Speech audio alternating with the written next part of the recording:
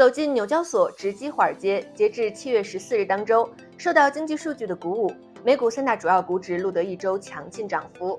周三发布的消费者价格指数 CPI 通胀数据显示，总体通胀年增长率放缓到3%，这是2021年3月以来的最低增速。周五，密歇根大学消费者信心指数也升至72.6点，这是近2年来的最高水平，并且同时创下了2006年以来的最大月度涨幅。从整体来看呢，截至7月14日一周，美股三大主要股指全部收涨，其中道琼斯工业平均指数一周累计上涨774.15点，收于34509.03点，涨幅为2.3%。纳斯达克综合指数上涨了452.99点，收于14113.7点，涨幅为3.3%。标准普尔500种股票指数则是上涨了106.47点，收于4505.42点，涨幅为2.4%。今年上半年，大型科技股为美国股市提供了强劲的动力。纳斯达克100指数年内上涨高达38%，该指数是科技板块最重要的衡量指标。纳斯达克刚刚经历了史上行情最好的上半年，甚至超越了互联网泡沫兴盛的上世纪90年代。值得注意的是，推动该指数上涨的是少数几家科技巨头公司，英伟达和微软等科技巨头是这波上涨行情的主要推动力。考虑到该指数已经过于集中，纳斯达克决定采取特别再平衡 （Special Rebalance） 措施，以降低科技巨头的指数权重。但另一方面，对于下半年的走势，华尔街目前的分歧仍旧非常大。这一点在对于标普500指数年底预测中就得到了凸显。根据彭博社的统计数据，对市场态度最为看涨的 Frontline 预计，年底标普500指数上涨将接近10%，达到4825点，而最看跌的 Piper Sandler 则认为该指数将下跌约27%，降至3225点。两者之间存在着50%的差异，而这种差异呢，在过去20年中都是极为罕见的。展望下半年，科技板块是否还会延续上半年的强势行情？是否市场上存在着一些泡沫迹象？纳斯达克100指数将于本月晚些时候进行的特别再平衡调整，对于科技板块和整体的股市又有何影响？7月14日，我们邀请到韦德布什证券 Wedbush Securities 的董事总经理 Ives 来分析一下今年上半年科技股上涨行情的原因，以及下半年值得投资人关注的科技公司。Hello Daniel, thank you for joining us. Great to be here. Thank you. As we all know, the technology sector has performed very well in the first half of 2023. What are your current views on the overall tech sector? Do you think there's a bubble in the market?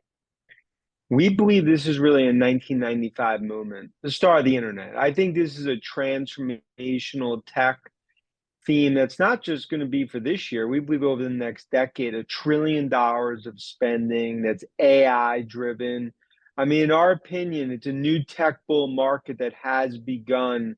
We view it as a green light to own tech stocks. In our opinion, tech stocks are up 15% more second half of the year. How sustainable do you think this technology bull market is in the long term? Are there any potential risks or challenges that could impact the future of technology sector?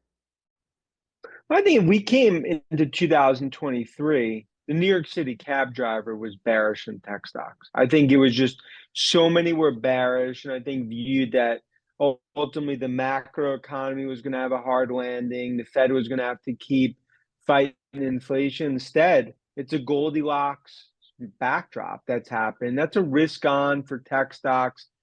I think multiple expansion has really been the name of the game the last, call it 4 or 5 months, especially when you look at names like Meta, Apple, Microsoft, and others. But now it's about fundamentals. I think numbers come up 15, 20% for the street. If I look into 2024, we're seeing a much more improved spending environment. I think we'll start to see some of that in 2Q.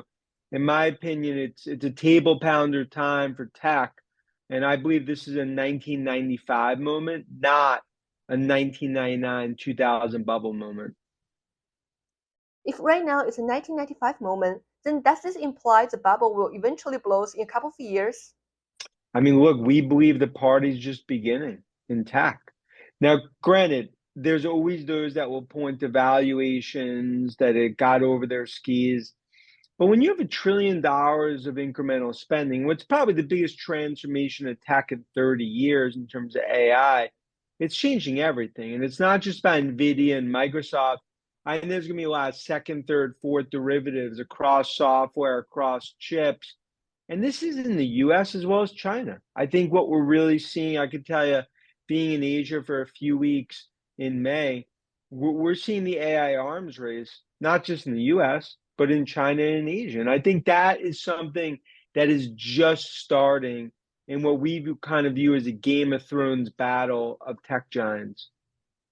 Recently, companies are starting releasing their Q2 financial reports. Are there any specific companies within the tech sector that you think are undervalued or overlooked by investors?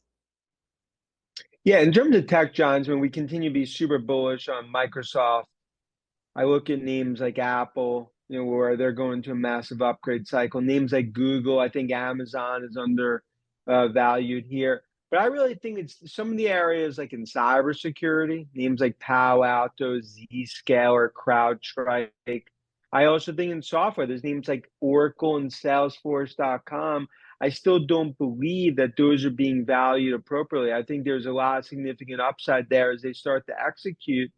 And I think it speaks to just where we are right now in the cycle. I think sentiment continues to be negative, but we believe 2Q earnings is going to send the bears back into hibernation mode. A special rebalance of the Nasdaq 100 index will take place later this month as Nasdaq looks to reduce the concentration of heavyweight companies that account for nearly half of the index weight. What is the impact to the technology sector and the overall stock market? It's a digestion in terms of this rebalancing. I think maybe it was sort of long overdue, but I think it ultimately just speaks to what's happening is that the strong are getting stronger in tech. You're seeing more and more power of the giants coming out of COVID and even post COVID. I mean, with AI, you look at it, NVIDIA, Microsoft, Google, now, of course, Amazon, trying to join the race. You look at Meta, these magnificent seven. I think that's really the start of what's going to be now a broader rally for tech among small and mid caps, which, in my opinion, the party's not ending. I believe the tech party is just starting here. So do you think now is a good time for tech giants to get bigger? Are there still opportunities for small to mid-sized technology companies? I view this as it's a time where it's a seize the moment. I think you're going to have a lot of small cap companies that could be the next mid to large cap. So in other words, like, I don't view that it's just going to be a handful of companies that benefit. We're talking about some of the biggest transformational tech themes that I've ever seen, covering tech stocks since the late 90s. I compare it to the internet. I've only seen these.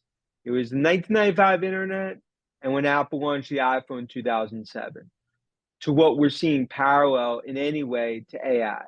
I think AI is a revolution. I think what we're seeing across the board, there's companies today that maybe the average investor hasn't heard of. A year or two from now, they'll be on the tip of the tongue of the average investor. And I think that's ultimately, I think, what's going to start to happen now with this AI gold rush playing out.